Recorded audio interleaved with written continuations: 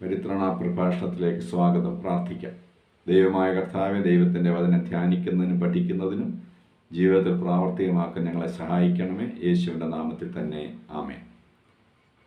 പരിത്രണ പ്രഭാഷണത്തിൽ ഇന്ന് ഓഗസ്റ്റ് മാസം 3 ഞായറാഴ്ചയിലെ പഠന വിഷയമായ ക്രൈസ്തവ ദൗത്യം ക്രിസ്തു സാന്നിധ്യമാകുക, Christian mission, be Christ like എന്നുള്ളതാണ് നമ്മുടെ ചിന്താവിഷയം. ഓഗസ്റ്റ് മാസം 3 മാർത്തോമാ സഭ മിഷൻ സൺഡേ ആയി വേർതിരിച്ചിരിക്കുന്ന ദിവസമാണ്. വിശുദ്ധ ഏവങ്കേലിയായി നിശ്ചയിച്ചിരിക്കുന്ന വിശുദ്ധ മത്തായിയുടെ സുവിശേഷം 10-ാം അധ്യായം 16 മുതൽ 23 വരെയുള്ള വാക്യങ്ങളാണ്. കർത്താവിൻ്റെ തിരുശരീരമാകുന്ന സഭയെ കർത്താവ് ഭരമേൽപ്പിച്ചിരിക്കുന്ന ഏറ്റവും മഹത്തായ ദൗത്യമാണ് കർത്താവിൻ്റെ സാക്ഷ്യം നിർവഹിക്കുക എന്നുള്ളത്. നിങ്ങൾ ഭൂമിയുടെ അറ്റത്തോളവും എൻ്റെ സാക്ഷികളാകണം, ഞാനോ ലോകാവസാനത്തോളം എല്ലാ നാളും നിങ്ങളോടുകൂടെ ഉണ്ട് എന്ന് കർത്താവ് സഭയോട് അരുളി ചെയ്തിരിക്കുന്നു. സഭയുടെ ദൗത്യം സുവിശേഷ വേലയാണ്. എന്താണ് സുവിശേഷ വേല? ദൈവവും ലോകവും തമ്മിലുള്ള അകലം കുറയ്ക്കുന്നതാണ് സുവിശേഷ വേല.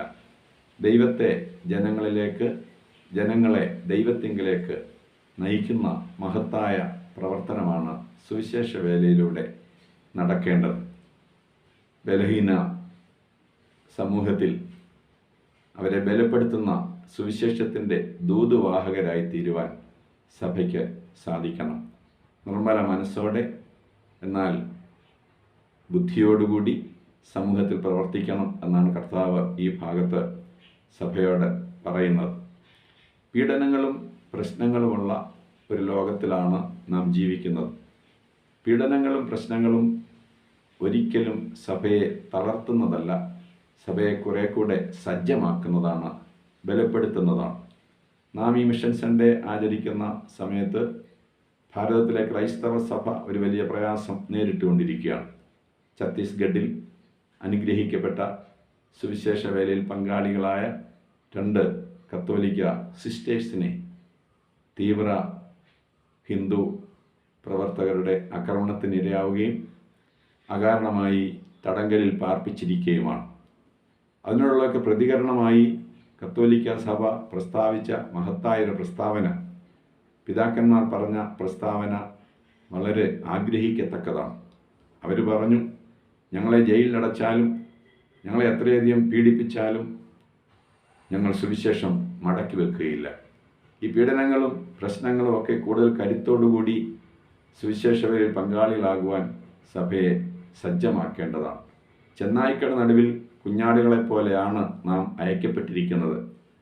അപ്പോൾ ചെന്നായ്ക്കളുടെ ആക്രമണം ഉണ്ടാകുമ്പോൾ നാം ദൈവത്തെ സ്തുതിക്കേണ്ടതാണ്. നാം കുഞ്ഞാടുകളെപ്പോലെ അവിടെ ജീവിക്കുന്നു, പ്രവർത്തിക്കുന്നു എന്നതിൻ്റെ തെളിവാണ് അത്.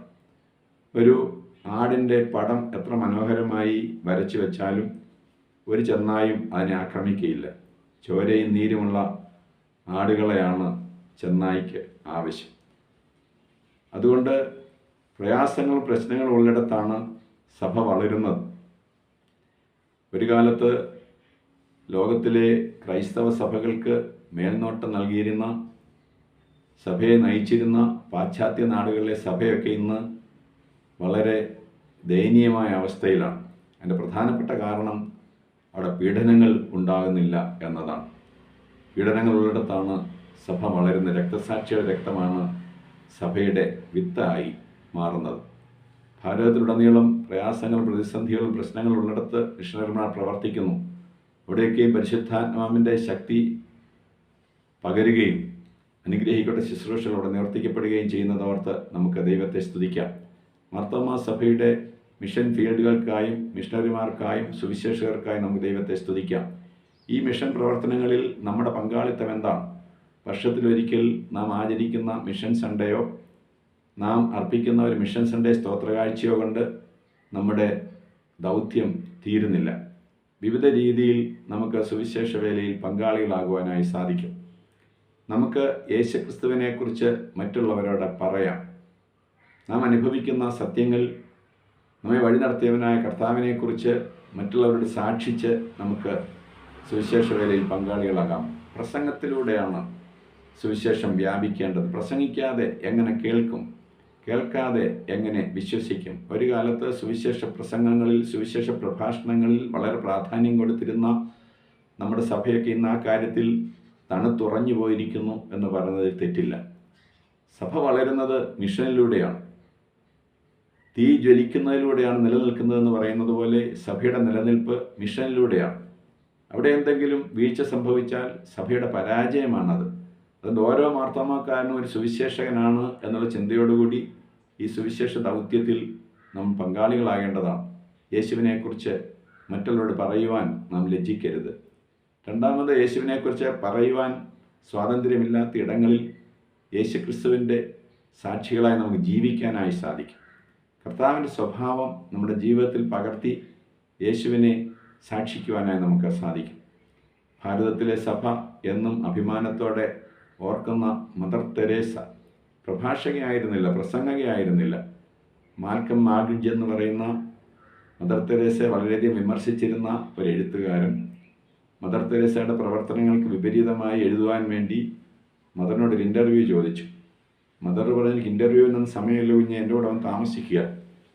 2 ആഴ്ച അവിടെ താമസിച്ച അദ്ദേഹം വിപരീത മനസ്സോടെയാണ് അവിടെ പ്രവേശിച്ചതെങ്കിലും മദർ തെരേസയുടെ ആ സ്നേഹത്തോടുള്ള ശുശ്രൂഷയും പ്രവർത്തനവും കണ്ട് അദ്ദേഹം മനസ്സ് മാറി.